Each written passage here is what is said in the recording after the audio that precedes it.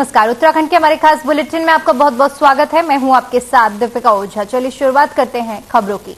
उत्तराखंड लोक सेवा आयोग की परीक्षाओं को लेकर सीएम धामी ने कहा कि आयोग की परीक्षाओं में कोई देरी नहीं होगी। उन्होंने कहा कि आयोग ने पहले ही अपना कैलेंडर जारी कर दिया है और उसी के तहत परीक्षाएं कराई जाएंगी। मुख्यमंत्री पुष्कर सिंह धामी ने यह भी कहा कि अगर परीक्षाओं में देरी होती है तो बहुत से युवा ओवर एक हो सकते हैं और इसलिए समय परीक्षाएं कराना जरूरी है। आज पूरे प्रदेश में प्रवेश उत्सव कार्यक्रम हम लोगों ने किया है। मुख्यमंत्री जी हम लोग उन्होंने देश के लिए अपने आप को कुर्बान किया है, तो उनकी स्मृति भी बने रहे, उसके लिए हम लोग जो भी यहाँ पर उनके स्कूल का नाम है, सड़क का नाम है और भी जो यहाँ पर उपक्रम करने होंगे उन सभी को आगे बढ़ाएंगे। वहीं उत्तराखंड के पूर्व मुख्यमंत्री और दिग्गज कांग्रेसी नेता हरीश रावत ने कहा कि आगामी निकाय चुनाव के लिए कांग्रेस पूरी तरह से तैयार है। लोकसभा चुनाव के लिए भी उन्होंने कांग्रेस को पूरी तरह से तैयार बताया। पूर्व दर्जा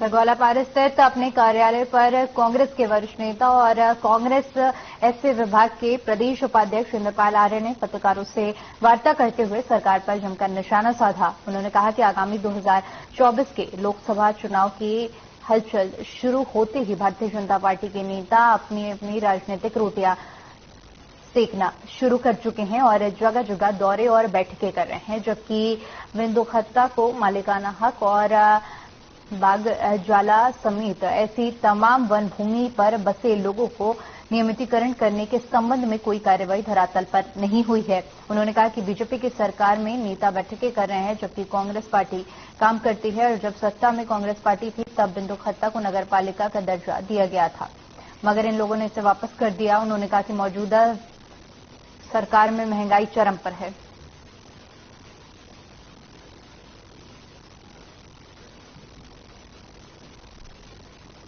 कांग्रेस पार्टी सत्ता में आने के बाद इन सभी मुद्दों पर प्राथमिकता से कार्य करेगी, साथ ही विकास कार्यों के नए आयाम स्थापित किए जाएंगे।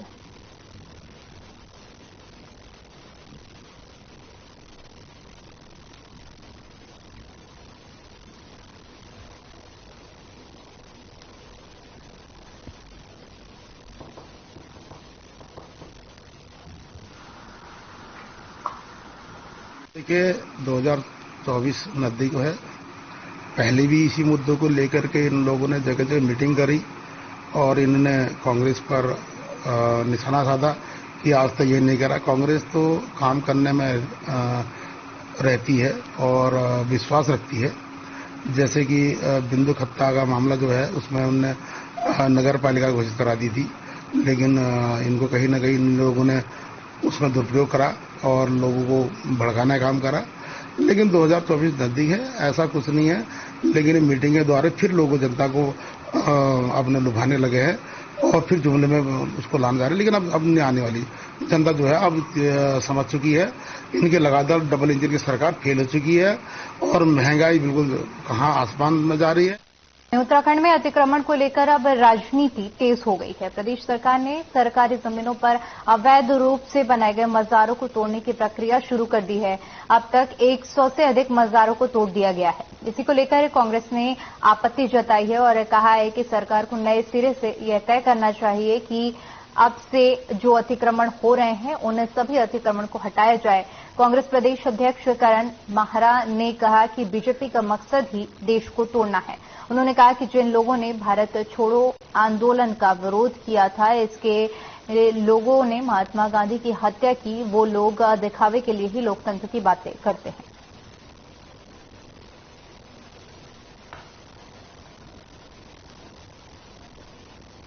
देखिए, बीजेपी का जो स्ट्रक्चर है उसकी नींव को अगर आप देखें तो उसकी नींव बनी ही इस बात पे है कि भारत को कैसे तोड़ा जाए।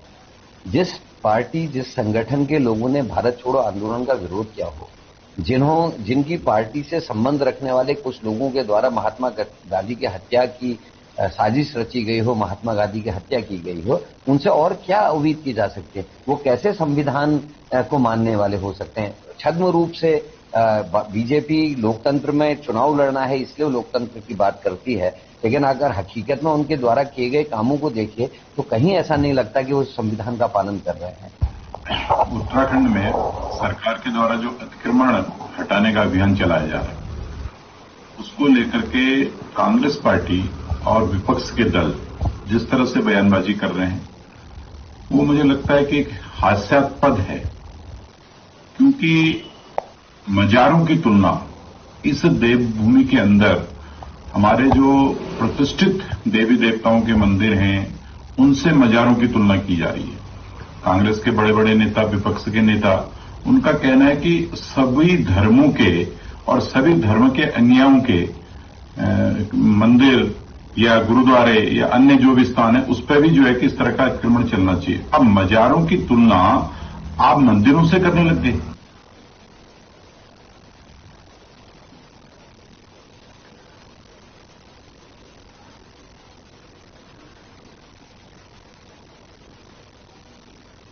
चलिए खबरों में आगे बढ़ते और बात करते हैं दिनेशपुर की, जहां चुनाव आयोग की ओर से आम आदमी पार्टी को राष्ट्रीय पार्टी घोषित करने पर आम आदमी पार्टी के जिला अध्यक्ष सुभाष व्यापारी के नेतृत्व में पार्टी कार्यकर्ताओं ने एक दूसरे को मिठाई खिलाकर खुशी जाहिर की।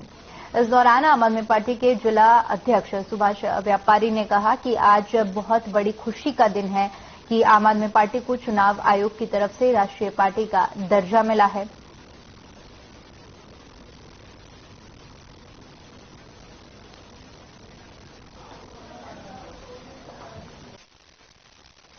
आज हम लोग बहुत बेहद आम आदमी पार्टी के लिए खुशी का विषय है, खुशी का दिन है। और कल भारतीय निर्वाचन आयोग ने आम आदमी पार्टी को राष्ट्रीय पार्टी का दर्जा दिया है और इसलिए आम आदमी पार्टी में खुशी की लहर है और पूरे देश में एक संदेश हम ये लेके अब जा रहे हैं इस बात के साथ कि जो इस देश की जो राजनीति है उसमें आम आदमी पार्टी एक विकल्प के रूप में खड़ी होकर लोगों के सामने है और इसको एक विकल्प के रूप में देखा जा रहा है। बाकी आम आदमी पार्टी एक ऐसी पार्टी भारत के इतिहास में जो मात्र 10 साल में दिल्ली से निकलकर 2 स्टेट में सरकार बना ली।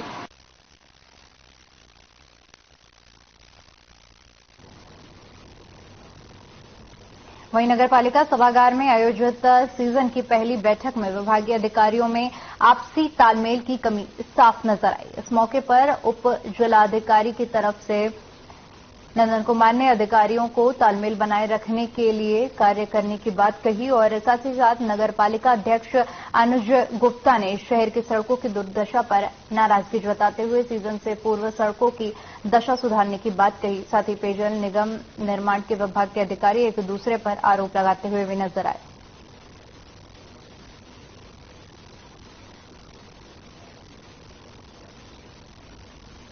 देखिए, पर्यटक सीजन से पूर्व यहाँ पर एक बैठक का आयोजन किया गया जिसमें एसडीएम भी साथ में थे और सारे विभाग संबंधित विभागों को यहाँ बुलाया गया था और मुख्य तौर पे जो शहर में सड़कों की दुर्दशा ठेकेदारों द्वारा की गई है उस पर बहुत विचार हुआ और उन्होंने एक अल्टीमेटम दिया गया है कि आप एक हफ्ते के अंदर माल रोड दुरुस्त करेंगे और साथ ही जितने भी बिल्डिंग मटेरियल्स आउटर साइड में रोड्स में पड़ा है इन सबको साफ करेंगे।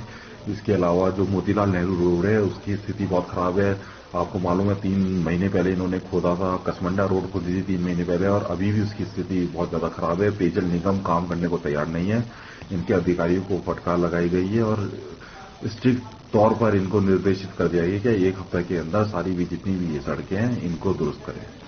साफ तौर पे एक तालमेल की कमी है। पीडब्ल्यूडी, जल निगम, जलस्थान बिल्कुल इनमें तालमेल नहीं है। सामंजस्य है। अभी देखिए, अभी लोअर मॉल में काम हुआ है तो यूपीसीएल और पीडब्ल्यूडी के कोऑर्डिनेशन में काम चल रहा है। अभी तक की जो कार्यवाही हुई है उसमें हमारा जो ब्लैक टॉप है वो लाइब्रेरी की तरफ हम बढ़ रहे हैं। अभी तिब्बतन मार्केट का हो गया है, अपर मॉल भी हो गया है। तो अभी जो हमारा एक्सकेवेशन खुदाई का जो काम है वो जो रिमेनिंग वर्क है वो टिल पिक्चर पैलेस बचा हुआ है लोअर मॉल में, तो अभी वही कर रहे हैं। डेडलाइन के अकॉर्डिंग काम कर रहे हैं, जो भी टाइमलाइन है, और इसकी मॉनिटरिंग भी चल रही है और कोऑर्डिनेशन भी फैसिलिटेट किया जा रहा है। सर, कई जगह सड़कें देखी जा रही ये अभी इस मीटिंग में ऐसी चीजें संज्ञान में आई हैं और जो भी कंसर्न्ड अधिकारी हैं उनको ये निर्देश दिया गया है। रुक करते हैं अगली खबर का, जो कि मुनि की रेती से है, जहां डीजीपी अशोक कुमार ने ऑपरेशन मुक्ति के तहत लोगों को शिक्षा के प्रति जागरूक करने के लिए रैली निकाली, जिस दौरान पुलिस ने भिक्षा नहीं शिक्षा दो का नारा देकर लोगों को शिक्षित करने के महत्व के बारे में समझाया। वहीं इस पर इंस्पेक्टर रितेश शाह ने बताया कि ऑपरेशन मुक्ति के तहत भिक्षावृत्ति गुब्बारे बेचने वालों को मुक्ति दिलाकर स्कूल में एडमिशन दिलाया जा चुका है।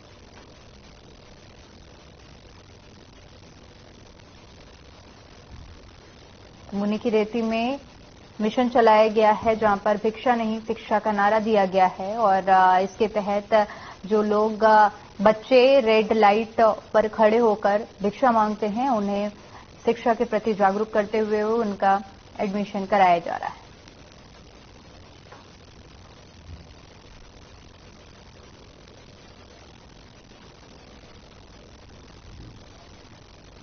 वहीं उत्तराखंड के स्वास्थ्य सचिव डॉक्टर आर राजेश कुमार ने बताया कि प्राइवेट स्कूलों ने थर्मल स्क्रीनिंग और मास्क को लेकर नई गाइडलाइन जारी की है। पिछली बार भी कोविड-19 के दौरान सभी प्राइवेट स्कूलों ने कोविड-19 को लेकर गाइडलाइन जारी की थी।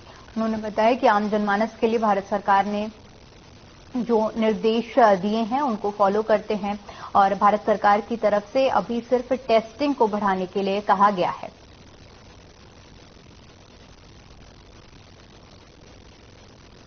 स्कूलों में मास्क, थर्मल स्क्रीनिंग अब जरूरी होगी। बता दें कि एक तरफ जहां पर कोरोना के मामले बढ़ते जा रहे हैं, ऐसे में एहतियात बरतने के लगातार निर्देश दिए जा रहे हैं और इसी को देखते हुए स्वास्थ्य सचिव डॉक्टर आर राजेश का बयान सामने आया है, जिसमें उन्होंने स्कूलों में मास्क और थर्मल स्क्रीनिंग को अनिवार्य किया है।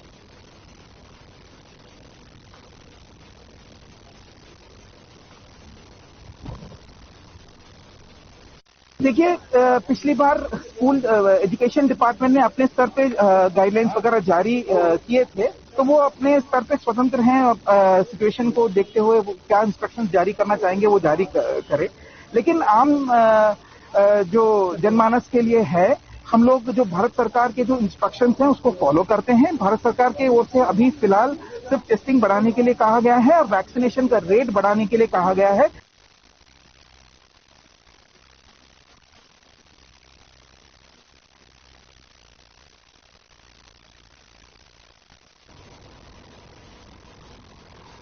तो स्कूलों में मास्क, थर्मल स्क्रीनिंग को अनिवार्य कर दिया गया है। स्वास्थ्य सचिव डॉक्टर आर राजेश का बयान सामने आया था, जिसके बाद अब स्कूलों में मास्क पहनना अनिवार्य होगा, साथ ही साथ थर्मल स्क्रीनिंग भी जरूरी होगी।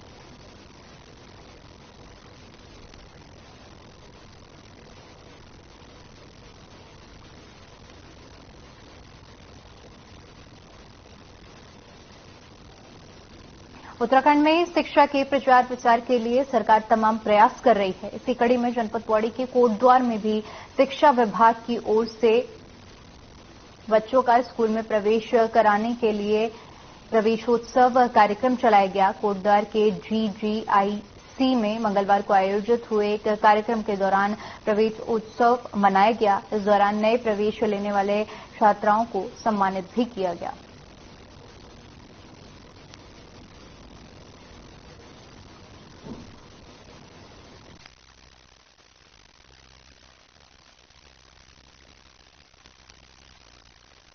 जिसके तहत जिन नई छात्राओं ने प्रवेश लिया है उनको सम्मानित किया गया। बता दें कि शिक्षा के प्रति प्रचार प्रसार किया जा रहा है ताकि प्रदेश का कोई भी बच्चा स्कूल जाने से वंचित न रहे। इसी कड़ी में प्रवेशोत्सव कार्यक्रम का आयोजन किया गया कोटद्वार में, जहां पर शिक्षा के प्रसार पर काम किया जा रहा है।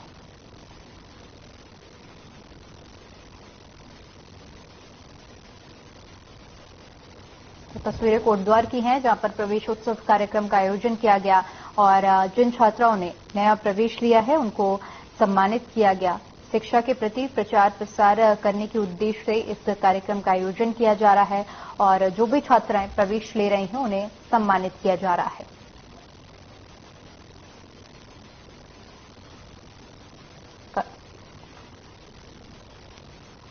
कि आप हमारे विद्यालय में आए हैं कि प्रवेशोत्सव को देखने के लिए और साथ में रिपोर्टिंग के लिए भी।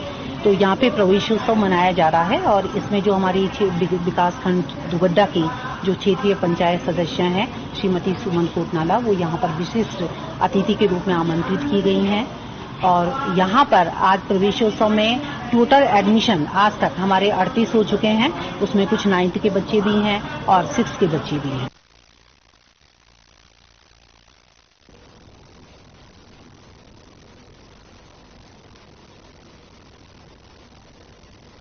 बद्रीनाथ हाईवे पर गोचर कर्णप्रयाग के बीच दर्दनाक हादसा हो गया। बता दें कि देहरादून से कर्णप्रयाग की ओर से आ रही कार अनियंत्रित होकर खाई में जा गिरी। घटना में वाहन में सवार 2 लोगों में से एक की घटनास्थल पर ही मौत हो गई, जबकि एक व्यक्ति बुरी तरह से घायल हो गया। वहीं हादसे की सूचना मिलते ही पुलिस मौके पर पहुंची और पुलिस ने मामले की जांच पड़ताल शुरू कर दी है।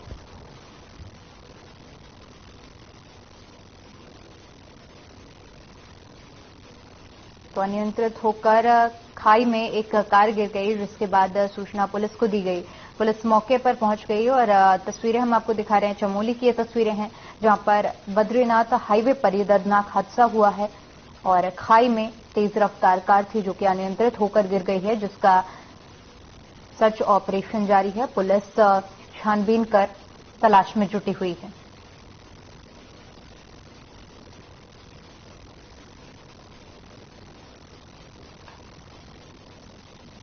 वहीं रुड़की में आगामी यात्रा सीजन के मद्देनजर यातायात और सीपीयू पुलिस ने क्षेत्र में अभियान चलाया है, जिससे सड़क पर होने वाली दुर्घटनाओं पर लगाम लग सके।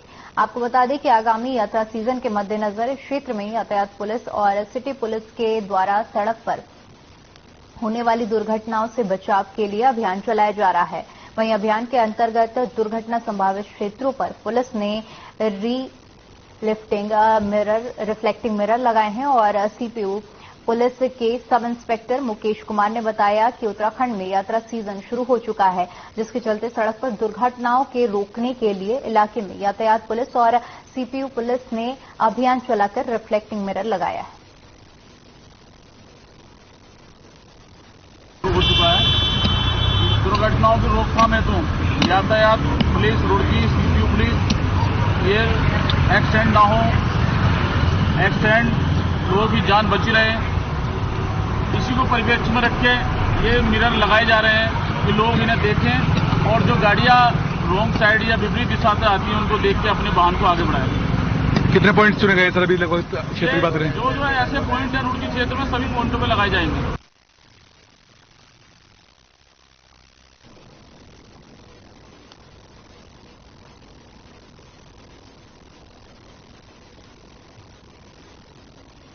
चंपावत के पुलिस अधीक्षक देवेंद्र पिंचा ने टनकपुर कोतवाली क्षेत्र में पुलिस बता दें कि प्रेस वार्ता कर बीती 28 जनवरी को टनकपुर के बिचई क्षेत्र में रेलवे ट्रैक के पास से बरामद हुई अनजान युवा महिला के शव के बारे में खुलासा करते हुए बताया कि महिला मुस्कान भोजेपुरा की रहने वाली थी। पोस्टमार्टम में मृत्यु की वजह हत्या होना पाया गया है। महिला की पहचान को लेकर जांच की गई, जिसमें पाया गया कि महिला भोजेपुरा क्षेत्र की निवासी है, जिसकी गुमशुदगी की रिपोर्ट भोजेपुरा थाने में दर्ज कराई गई थी। जांच में पाया गया कि महिला मुस्कान अपने पति रिजवान के साथ टनकपुर क्षेत्र में रहने आई थी।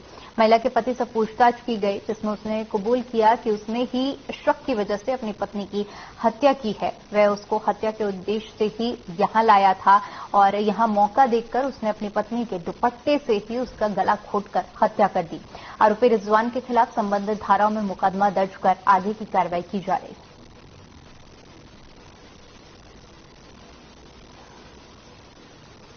जनवरी को रेलवे ट्रैक के नीचे कलवर्ट के पास में जो डेड बॉडी मिली थी, तो वो उस समय अननोन डेड बॉडी थी। हमारे सबसे बड़ा चैलेंज था कि इसका पहचान हो जाए कि वो है कौन, कहां से आई है, कैसे आई है।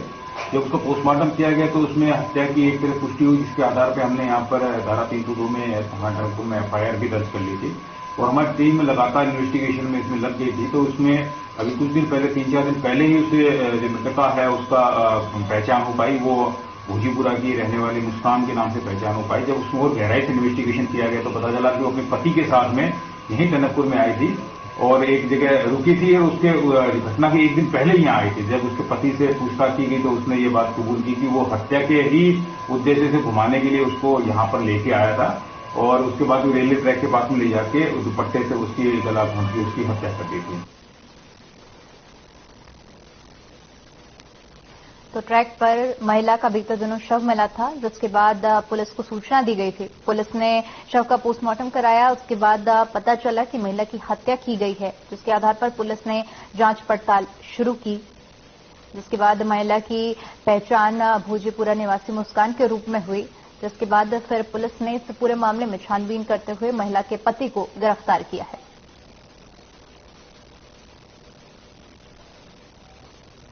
चलिए, फिलहाल के लिए उत्तराखंड की खबरों में इतना ही। बाकी तमाम बड़ी खबरों के लिए बने रहिए हमारे साथ। नमस्कार।